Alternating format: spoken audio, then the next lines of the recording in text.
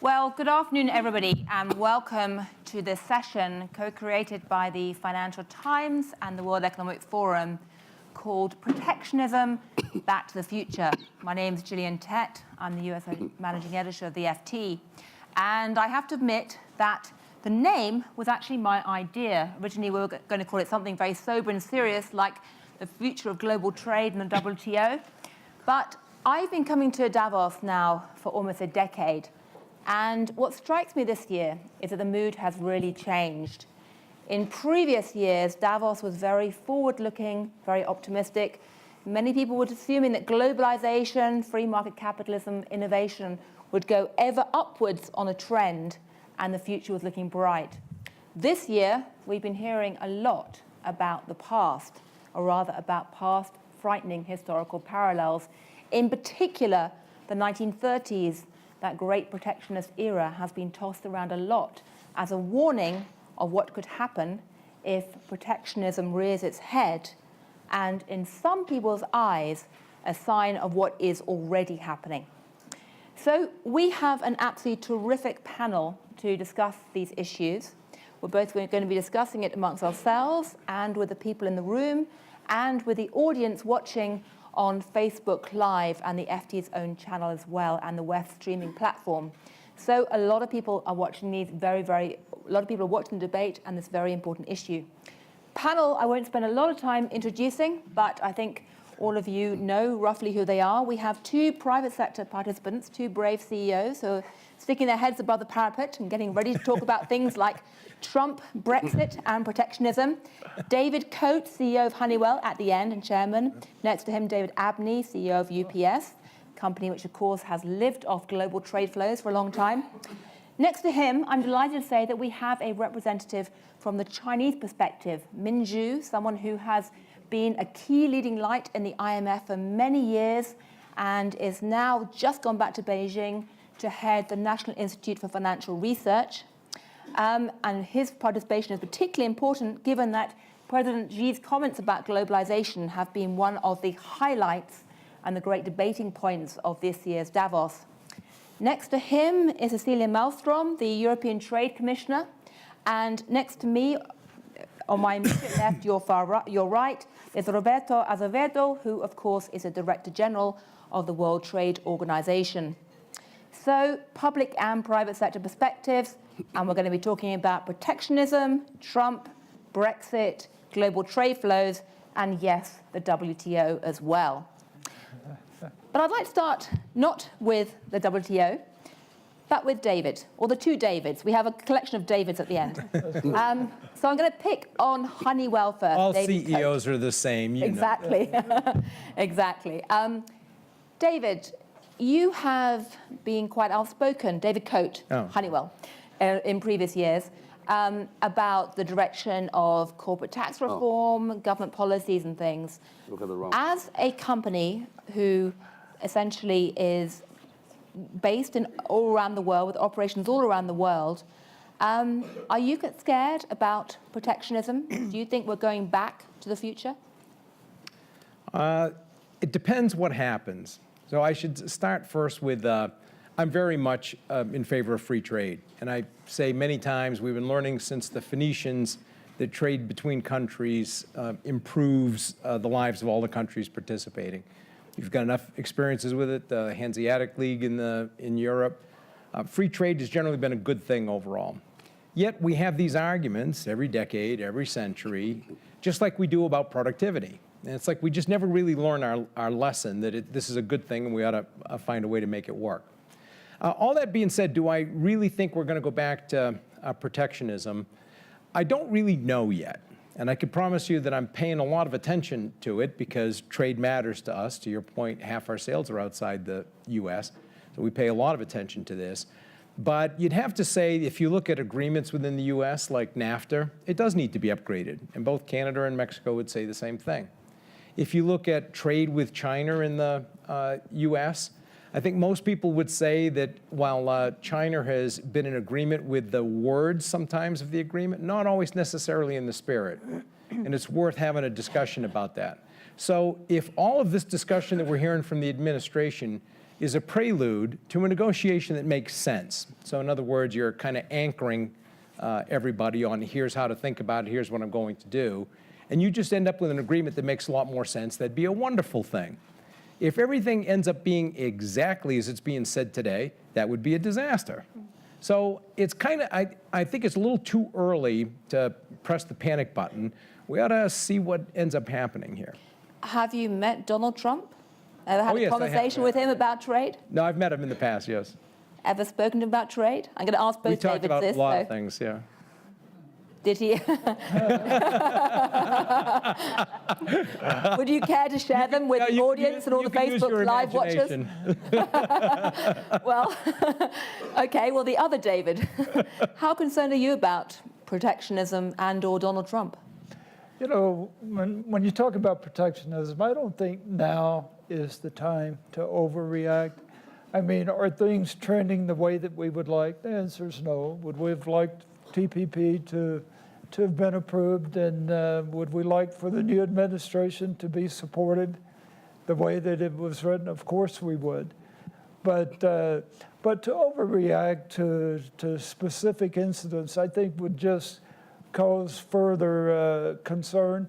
I believe the power of globalization, and you just look at e-commerce. If there's nothing else that's going to drive globalization, global e-commerce is going to. So are we going to go through some fits and starts? The answer is yes, maybe a little more than what we thought. Have we been going through fits and starts? Yes, we have. I mean, things haven't been smooth the last 5 years or so as we've been trying to negotiate these deals. So I'm a little more concerned than I would like to be, but I am not overly concerned. And I think at the end of the day, globalization is just too powerful. It's just going to be too productive to our society for it to die and go away. Well, I hope you're right, and I'm sure that Roberto also helps you right. From your perch as Director General of the WTO, many people have looked at this interminable process of WTO negotiations. I can tell you that if we try and put WTO negotiation stories on the front page of the FT, we have to work very hard to make sure they look exciting, because it goes on and on with all the jargon. It feels like we've been trying for a very long time to get these trade deals, and yet not very much has happened. Give us some good news. Give us some reason not to panic about Trump. Well, to begin with, I hope that negotiations will never end. Right. And they will continue and on and on and on, and that we will keep delivering results. Okay, I think many journalists' hearts sink at this point, but yes. Yeah. So I do hope that negotiations will continue in the WTO and will continue forever. What I do hope is that periodically we are delivering good news, outcomes, important outcomes. One very important outcome, which we agreed in Bali in 2013, was the Trade Facilitation Agreement. It's an agreement that would increase exports around the world by around $1.3 trillion and $750 billion in developing countries alone. So it's a very significant agreement. It lowers costs of trade. It's fantastic. We are now with 106 ratifications. We need 110. So you have Tomorrow, I expect to get one from Nigeria. So we go to 107, 3 to go. Next week, we're expecting to get from Jordania, 2 to go. And who are the two holdouts that we're holding our breath for? We get surprises. We're sitting there and there's an ambassador comes in. I have the ratification for my country. I say, oh, thank you very much. Have a coffee.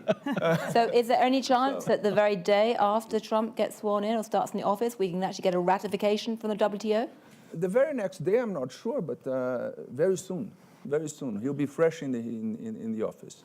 I mean, what about people who say that, you know, you've been doing this, frankly, quite heroic work, marshalling, shepherding all of these different ministers and trade agreements and stuff, and yet there's a growing voice or growing ground sort of voices saying, well, actually, the future doesn't really lie in these multilateral deals. It's going to be bilateral, if not regional. No, I don't think so. I think it's a misguided view. The bilaterals are going to be there, absolutely. We always had bilaterals. The GATT was founded on the basis of bilaterals that existed in 1947. And they will continue. And they inspire the work in the WTO. The more bilaterals and regionals we have, the better it is for the multilateral system, because liberalization is happening, and then we multilateralize those things and we harmonize them in the multilateral system. So the more bilaterals, the better. I am absolutely for them. And the more they can work on that, I think the more we should support them. I'm a big supporter of that effort. Right. So the sum of the parts is greater than the whole. You can actually add them together and get more trade, not less. At a point when you have already liberalized trade with 20, 30, 50 partners, why not with the rest of the world and do it in a harmonized way? So to the extent that you have members negotiating free trade agreements amongst themselves, it facilitates tremendously the work in Geneva. Right. Well, I'm going to turn to Commissioner Malmström in just a second. Before I do that, I want to ask a very specific question, which, although I live in New York, you can hear my accent. I hail from the UK, and I heard Prime Minister May talking earlier. And a question that many British observers are asking is, Prime Minister May has talked about entering the WTO. How easy would it be for the UK to jump back into the WTO as and when Brexit occurs? First, because we've had very conflicting signals on that point. First, the UK is in the WTO now. It will not walk out and then come back in. It will stay in the WTO. It continues in the WTO. Of course, there is a very important step in Brexit, which is the terms of the divorce between the UK and the EU. And that is going to determine a lot of what happens afterwards. What the UK would then, after the divorce is completed, because they only have to negotiate with other WTO members their own contract with the members, once the contract with the EU is severed. Because only at that point in time do they not have commitments, because today they have the commitments of the EU. So the moment that that doesn't exist any longer, then they have to negotiate with WTO members, and we can talk about that if you want, but that would take a few minutes. Okay, all right. That'll probably take a few hours or whatever. But my simple question is, will it be seamless and easy? It would depend a lot on what they offer, what they try to do. They can, for example, try to emulate what they already have with the EU, do like a kind of a cut and paste. I'm doing what I already do today, I will do tomorrow. There are some areas where you cannot do that. Tariff rate quotas, subsidies, and I will not get technical here, but they're tricky issues. The more they try to change what they do and do something different, of course, the more difficult it is. They have to negotiate with 164 members. The less changes are introduced, the easier it is to conclude agreement with the other members. Well, I think from that I conclude it will not be seamless and easy. It depends. Commissioner Malmström, were you expecting Brexit? No, I have to say, but I've been wrong so many times last year, like many others, I have to say. No, we were hoping and also expecting that in the end our British friends would vote to stay. Now, they did not. That is their decision. I'm sorry that they leave us, but we have to respect that, and then we need to find a solution. And in your eyes, the most likely solution at the moment is what exactly? That the UK leaves and then starts renegotiating its trade deal with you in the queue, somewhere down below all the other countries that are coming up? Well, first of all, they have to formally evoke the Article 50, which is the sort of letter of divorce. That will come, according to the government, mid-end of March. That is the formal start of those negotiations. And we've heard some speeches by the Prime Minister lately, but of course we cannot start before that. Then the European Council, the heads of states and government, will discuss that, and based on that they will give a mandate to the Commission to negotiate. We are setting up a negotiating team under former French Minister and Commissioner Michel Barnier, and we will start negotiating.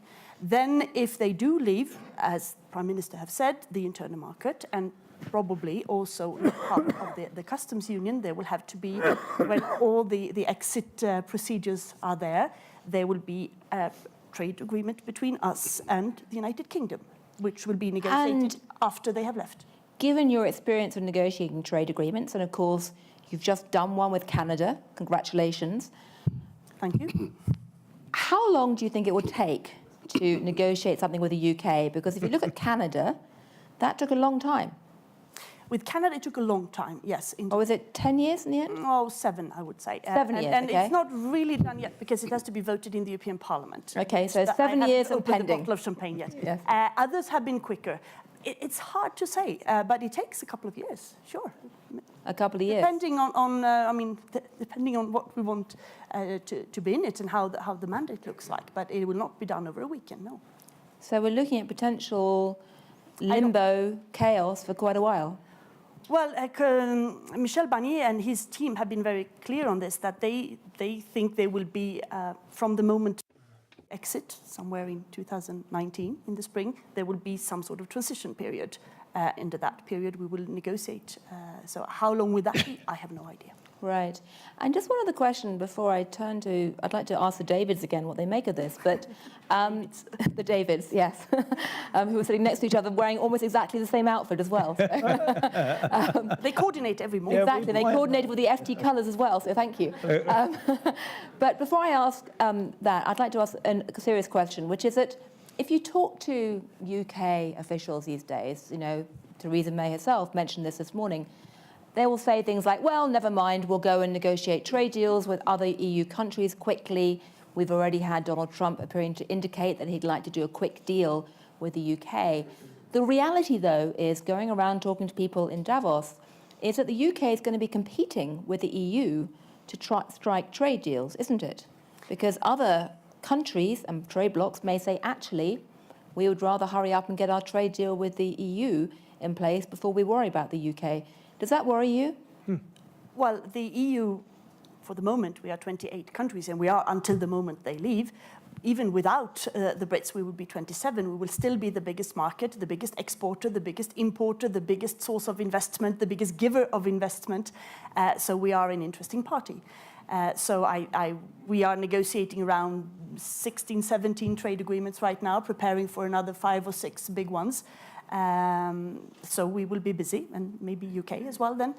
It is natural that the UK then, once they have left the European Union, that they also seek to negotiate. But as Avedo said, well, you know, we set trade agreements today. They take time because they are so complex. It's not only about getting rid of some tariffs. It's all about sustainable development. It's about services. It's about standards. It's about tax, sometimes customs cooperation, IPR. I mean, they're very complex. That takes time, but they all set rules. It's a way of shaping globalization, and that's a good thing. Right. And just to come back to that, if you're negotiating 17 trade deals at the moment, then the UK would be the 18th in the queue, is that right? Yes. In what? I mean, it's not like first we do Canada, first we take Manhattan, then we take Berlin. We do them all at the same time sometimes, and some go quicker, some go slower, some takes a break because of political circumstances or others. So it's not like you know, we tick them one after another. Right. And then the UK will have to withdraw from all the trade agreements we've done so far in the name of the EU, which is around 38, I think. Right. Well, that sounds like that could take a lot more than 2 years. Davids, how do you feel about hearing that the UK could be 18th in the queue? Do you have big operations? Like tomorrow in Financial Times, that's not true. Do you have big operations in the UK, and have you been serving the European market out of the UK? We absolutely have big operations in the UK. And it would depend on the customer. Some customers would serve the rest of Europe through the UK, but many of them not. It's not really the most central location. I can tell you that from our aspect, we really haven't seen a change in business. Now, we have seen companies and customers that are talking to us, they're concerned. And what they're concerned about is uncertainty. If there's one thing businesses don't like, they don't like not knowing what the rules are going to be. So the longer it goes on, the more uncertainty there will be, the more concern there will be. And if the negotiations start to get a little testy or don't seem to be going as smooth, that's just going to increase anxiety.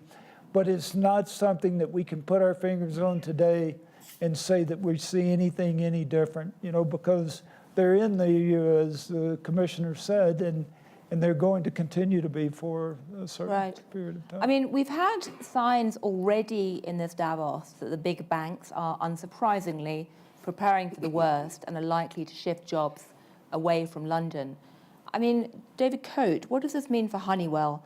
Are you looking at shifting operations from London to the European Union? I mean, would you not put any more investment into the UK?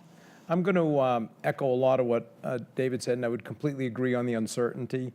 I would also agree that we haven't seen much of a change yet. While there was a lot of discussion about uncertainty and a lot of concern about it in the beginning, things don't really seem to have changed all that much. But we've got about 7,000 people in the UK and about another 28,000 or so in Europe. And we tend to balance things locally. So we try to be producing more local to where the sales are. So I don't see a big change for us. But a lot of this, again, gets down to what actually happens. And to the extent that things go smoothly and all our counterparts on the panel do a good job of managing all this, then we have a lot less reacting that we have to do. And hopefully some consideration will be given to those kinds of things, because that kind of disruption won't be good for their economies, won't be good for the people that we employ, and hopefully it will all go smoothly. Right. Well, Min, I'd like to turn to you now, because in some ways, in this Davos, you represent a country that has been a bright spot for globalization. Which is good, is it? It is good. It's somewhat unexpected. Did you expect that President Xi's speech would be the note of optimism at this year's Davos on the trade front? Well, China benefits from the globalization, although President Xi said the Chinese people working extremely hard to earn the benefits, and China will continue to support globalization. I think that's for good reason, yeah. Do you think that the Chinese government sees a moment now where they can try and jump into the vacuum that in some ways is being left by Donald Trump and America in terms of promoting globalization, and seize a baton for pushing it forward? Well, China is one of the countries in the whole world. I think that globalization is really the job for everyone in the world to support, right? It's not only China. China will be happy to play its share. And so that's the reason I think President Xi had a very strong commitment. Say China will continue to support globalization, and China willing to work with all the countries in the world together to support globalization. I think that's a very important point. Yeah. And now that, say, for example, TPP has essentially fallen apart, and China is taking the lead in creating its own regional bloc, do you see that as a sign that actually China's willing to push forward with regional deals and really, if you like, act without the US? Depends on how do you define, because the Asia-Pacific regional free trade bloc is so broad, right? It's both from Asia to the Pacific, so it's a big region. But I think the good thing is it's very open. It's including everyone, 21 countries. Nothing is excluded. So I think that's very good. And because if you do trade, I mean, you have to do trade with everyone, right? It's hard to say, we want to trade with you, but not you. We want to have particular policy with you, but not you. So I think the Chinese approach is much more open, much more broad, and to support the global system. Right. I mean, David Coate, I mean, you've dealt a lot with China in the past. Do you see China as a bastion of globalization, or do you think, in fact, the current excitement is a bit overdone? Well, I'm a big fan of the country. China is our biggest country for sales outside the U.S. And we've got about 13 or 14,000 people there now. Only 75 of them are expats. I mean, it's very, very local. So I'm a big fan of the country. That being said, the changes need to keep coming. Like, I'm fond of saying that whether you're a person, an organization, or a country, you have to keep evolving. And I think China's at that point where there's an evolution that still needs to occur. And I've kind of talked about it sometimes like they're a steroidal teenager at this point and don't really quite understand the power of the muscles that they have and the impact that they can have. And there's a lot of ways that this could go awry. I mean, there really are, whether it's country, city, middle class wanting more political power than it feels it has, a territorial dispute. I mean, there's a lot of ways that this could go wrong. But I don't think it will. Historically, they've figured it out. And I'm hopeful that SOEs, for example, are something that they're going to sort out over time, because I really do think that's one of the changes that needs to come. But we continue to bet very heavily on the country. I just hope that evolution continues. I mean, are you worried about a US-China trade war? Because certainly if you take Donald Trump's rhetoric, or rather his tweets, particularly the ones that emanate at 3 a.m. at face value, we are heading towards a potential trade war. Yeah, but you know what people say? I've often said about politicians, their jobs are much more difficult than ours because growing up in New Hampshire, running companies, what I thought, what I said, what I did, all had to be the same thing. If you're a politician, that's 3 separate decisions. 3 separate decisions. So it's a much more complicated game, and that's how I think guys like me get sucked in sometimes and think we understand and find out, no, we don't. So what somebody's saying isn't necessarily what they're going to do or what will happen in the end. And that's why I say I'm reluctant to jump too quickly and talk about the disaster when we don't really know what it's going to be yet. Just for the record, that was David Cody that said that.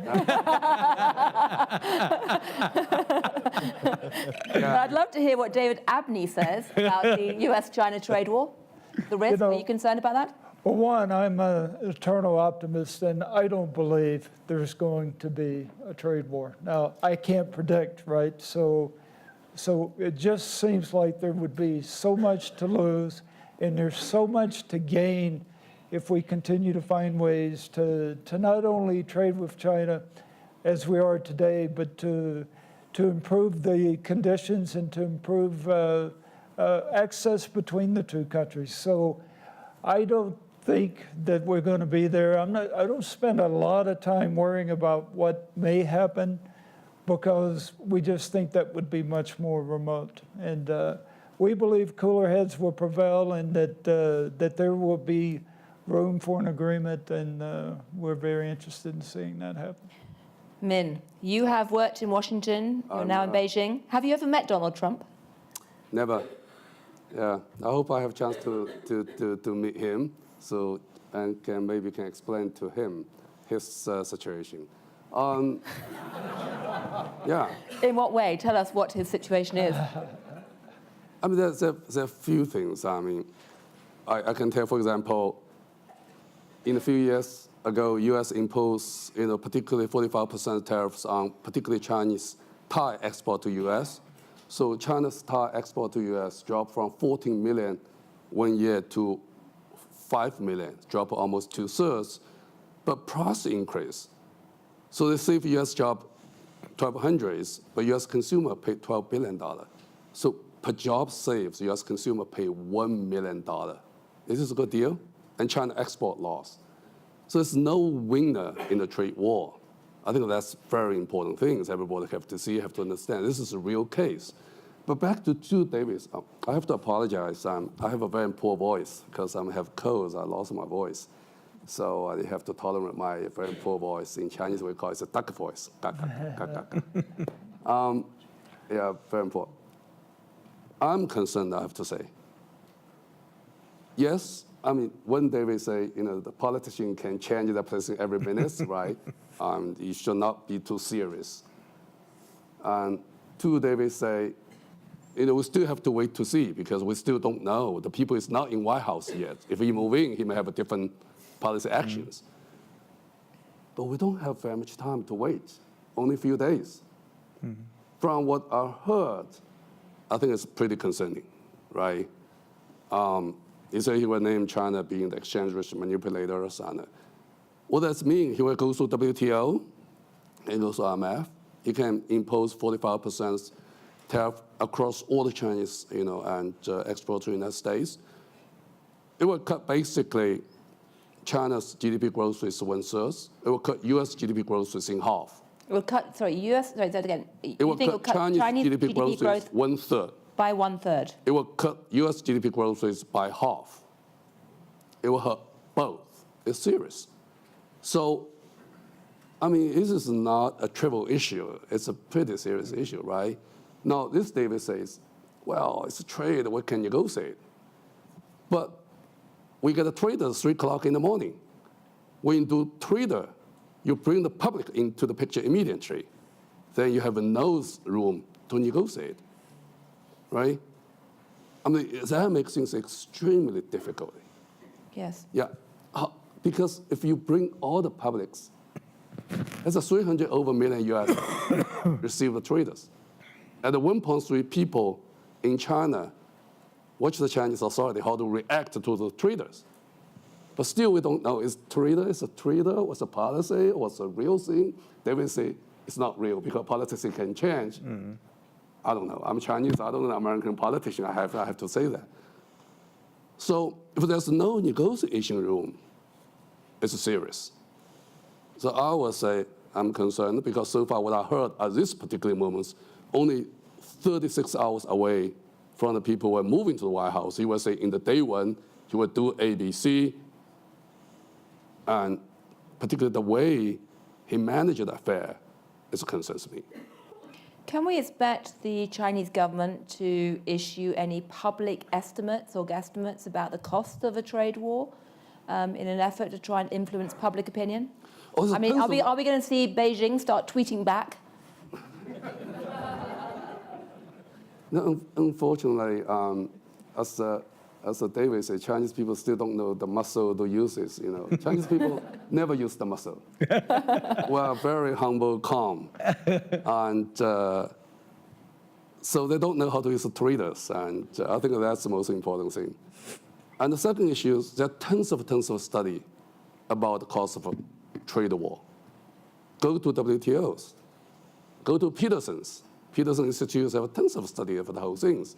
So you don't need the Chinese authority to tell the world, this is the cost if you do that, right? There's a lot of studies. It's very easy, just at the tip of your hand. Finger. Right. David, and I want to bring in Commissioner Malmström and... Yeah, responding a Rebecca. little bit to what Min was saying. One of the issues that I think still exists between China and the US is even though we read a lot about each other and we all go back and forth to each other and we kind of intellectually understand that the two systems are different, at the end of the day, we don't really understand the system. And I always say in the US, I can't tell you how often we hear reference to, well, China is a totalitarian system. You say, no, actually, there's a lot of politics that go on behind the scenes, a lot of arguing, and the person stays in charge for 10 years. They just have a very well-focused effort on saying it's one China, one voice. Everybody says the same thing. We come into the China, and we think, well, it's pretty obvious, where the US is a very open system. Anybody can say anything they want. And I've said this at our breakfast the other day. I'm surprised how many times I had to answer the question about, gee, you know, if the US really views China as a strategic partner, how can Nancy Pelosi say what she's saying? And say, well, you know, Nancy Pelosi can say whatever she wants, and so does everybody else. We've got a bunch of independents out there. Anybody can say anything they want, and they do. And if you try that idea of, well, it's a strategic partner, so everybody's going to be supportive, that's not going to happen. Yet we still seem to have those misunderstandings between the two systems, even though we should both know better. Yeah. Well, particularly if the American president can say whatever he wants, I think the impact have to take into consideration seriously, right? Well, that I think we all hope moderates a bit. Well, I don't think there's much sign of that yet, but but I should say, by the way, I'm going to turn to the audience for questions in just a moment. Those of you who are watching on Facebook live streaming, Facebook Live, can send in questions. I should be getting them on an iPad. If someone in the facilitators can actually give me the iPad, that would be great. If not, we'll have to do it in the room. But before we do, Roberto, when you hear this talk about, and also Commissioner Malmström, when you hear this talk about trade wars, what is your reaction? I think we should try not to talk ourselves into a trade war. Good point. And I think we're seeing a lot of that. Trade wars should be taken seriously. The major difference between what happened after 2008 and what happened in the 30s is that now we have multilateral rules. In the 30s, we didn't. So when unilateral action was taken, there was a domino effect. And that domino effect wiped out 2/3 of global trade in 3 years. Now, you don't want to see that now. That will be a catastrophe of untold proportions. So I think we should strengthen the multilateral system. There are tools to handle a lot of the things, a lot of the complaints that we hear. There are tools in the WTO that you can use. So maybe that's the way forward. And I'm not talking about country A, B, C, or D. This is something that has to be a collective responsibility. If we enter into a trade war, it's the fault of everybody. I think we need to really sit down, talk the problems, have dialogues, sit with each other, and see whether we can overcome some of these problems, and there are tools to do that. I think we should be very careful when we talk about trade wars. Right. Commissioner Wallström, I've just already got a question here, actually, fascinating, which is actually rather relevant to this, which says, as Europeans, we need to protect our industries as everything has been wiped out by outsourcing to China. That suggests that actually protectionism, calls for protectionism, might actually be rising. Indeed, they are, and that's the title of this seminar or this talk. Yes, protectionism is rising, and that is worrying. And let me say that I fully agree with Roberto Azevedo on trade war. It has no winners. The whole world is losing on this, and we do not need more protectionism. We don't need more walls. We don't need more higher border taxes. We need more trade. We need better trade. We need multilateral system that is strengthened. We need to shape the rules globally when possible and if possible, and if not, via bilateral and regional trade agreements that comply with multilateral rules when they exist, and then we invent news to create a level playing field. Because trade is such a formidable source of growth, a formidable source to fight poverty and exclusion. We just need to make sure that we are better in delivering, that they really deliver what they want, that we have it more inclusive, more transparent, more value-based, and also compensatory measures for those who feel that and who are left out of globalization, not necessarily trade, because trade there are jobs lost, but there are also many jobs gained. It is the general automatization, robotization, industrialization that changes the labor market. And there we need to be better in protecting and having social systems and skill training and so on. Yeah, I think this protectionism and raising... this is a very important point. I would add one thing. I mean, think about in the past 20 years in the whole world, billions of poor people be able to lift out of poverty. The majority reason for those people be able to out of the poverty is trade, right? The trade brings them skill, the knowledges, and brings them income, a job. I think if you're looking for the whole world, this is really phenomenal things. Except, I have to say, the questions I'm getting on Facebook Live right now are pretty skeptical about free trade, and if anything, calling for more protectionism. But let's ask the audience here if they have any questions. I can see hands going up already. Let's start over there. And it would be courteous but not compulsory to identify yourself. Keep your question extremely short or I'll cut you off because there are a lot of hands waving. Sean O'Halloran with Nike, and we're still governed by those 1930s laws in our industry. But my question is, the U.S. Congress is proposing a border adjustment tax, which would tax or deny the deductibility of imported goods and allow exported goods to move tax-free. Do you consider that protectionism? This is a question from those of you who couldn't hear or watching on Facebook Live, the CEO of Nike. So you certainly know something about trading across borders. Sorry. Oh, sorry. From Nike, sorry, yes. Oh, okay. Okay. A representative from Nike who's not yet CEO. Sorry, apologies.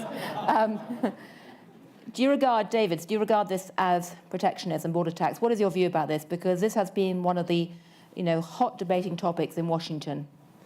Well, first, I think even though it's gotten a lot of attention and a lot of concern, this is a proposal, and it has been real hard to get a lot of information on this. So we are very interested in finding out just exactly what would be involved. It is being presented not as protectionism, but being presented as corporate tax reform, which we certainly are big supporters of. And we think the U.S. needs a very competitive rate. We think we need to be able to bring profits back to the U.S. without being penalized on a territorial system. And that's very important to us. The rest of it, we have to look at the details and find more information. So I would want to wait and see exactly how it's going to be applied. When we ask questions, we haven't been able to determine. But in conversations that we've heard, it's been pitched as a version of corporate tax. reform. Well, we've already I had groups think like what- Levi Strauss say that, they reckon the cost of jeans will go up quite sharply for consumers if this was introduced.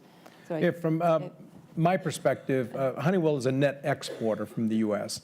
So you would think that I would like the idea, but it makes me nervous. And taxes have become just such an inextricable part of every economy and every society now that I think you got to beware the law of unintended consequences. And if you make that radical a change, I don't think we can really know all the things that are going to spawn from that.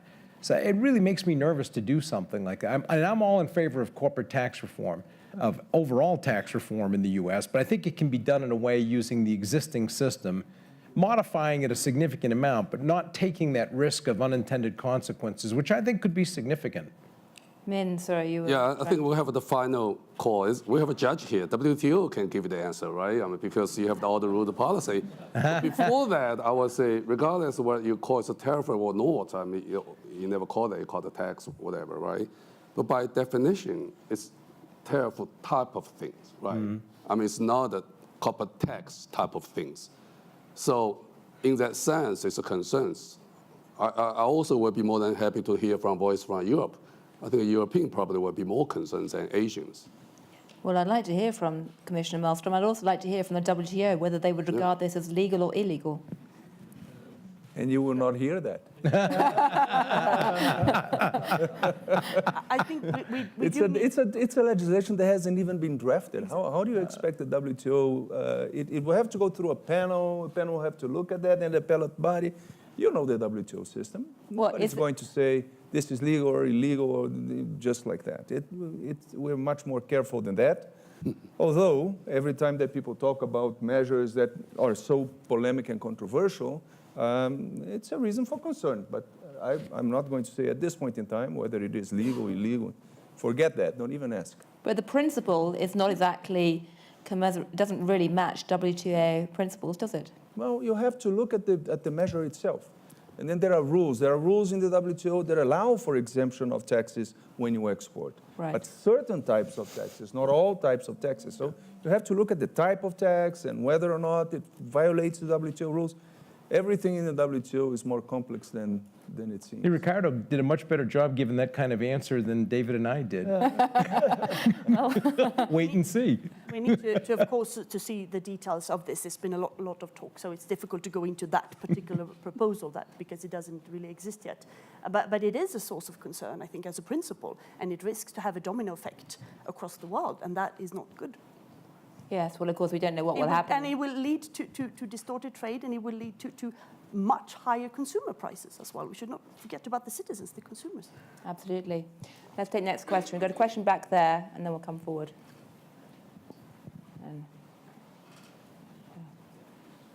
So I'm Robert Lawrence from Harvard University. There's a lot of discussion about how things are very uncertain. So our Davids don't want to commit themselves. But we've already seen that Donald Trump is calling American multinationals who have their operations abroad essentially unpatriotic. That's his policy now. So how do you two feel operating multinational corporations when the next president feels free to say that there's something fundamentally wrong, indeed immoral, with what you're doing? Are you preparing for a tweet attack?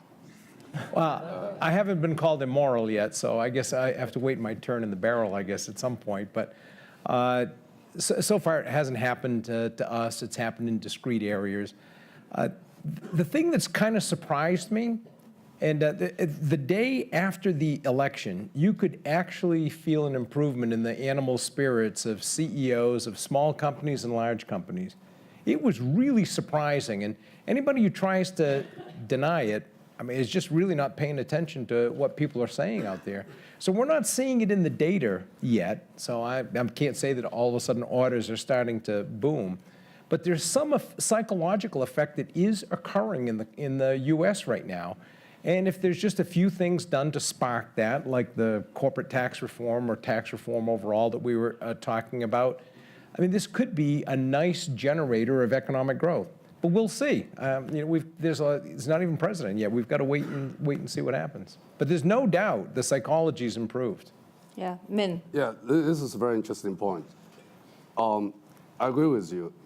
The animal spirits are certainly roused up in the States. You see the equity market, you see the expectation on inflation increase dramatically. You see the 10 years yield rates increase 85 basis points, right? Market suddenly moved out, right?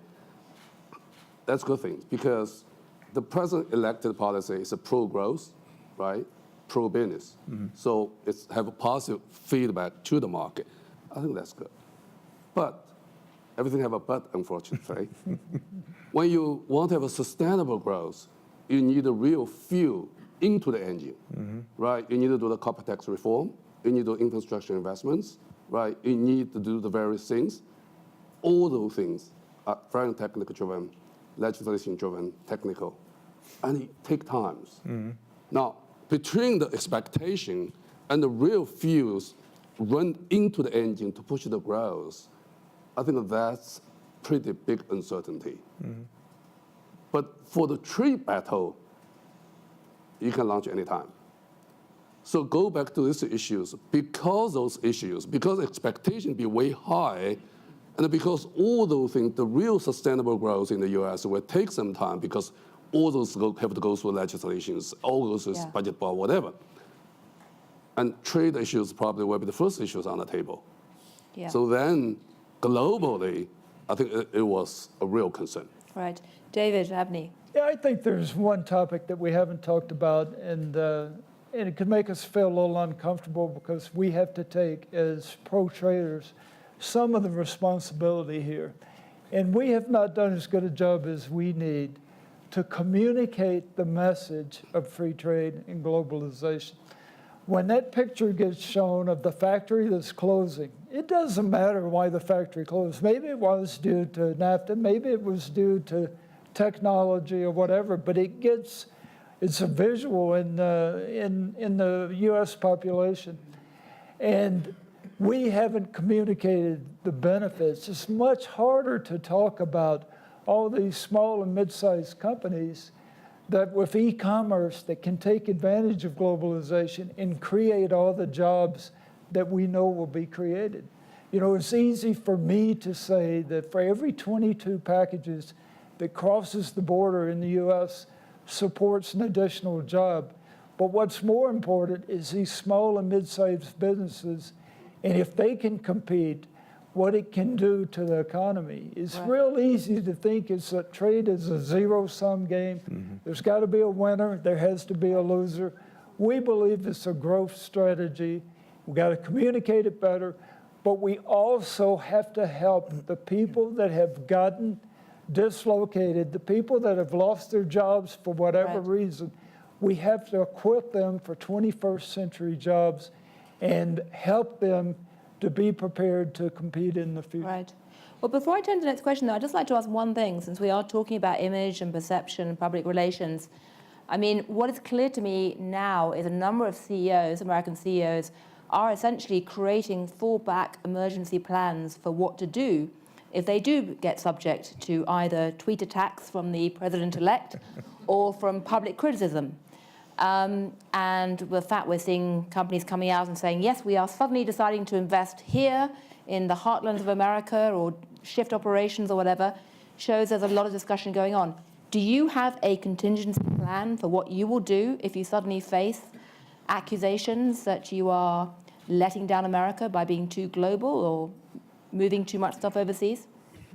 I don't. As I said, we're a net exporter, so I think in terms of whatever the definition that people are using now is what's considered good. As a net exporter, I think it puts us in a decent spot. Well, David, move your head office to Shanghai.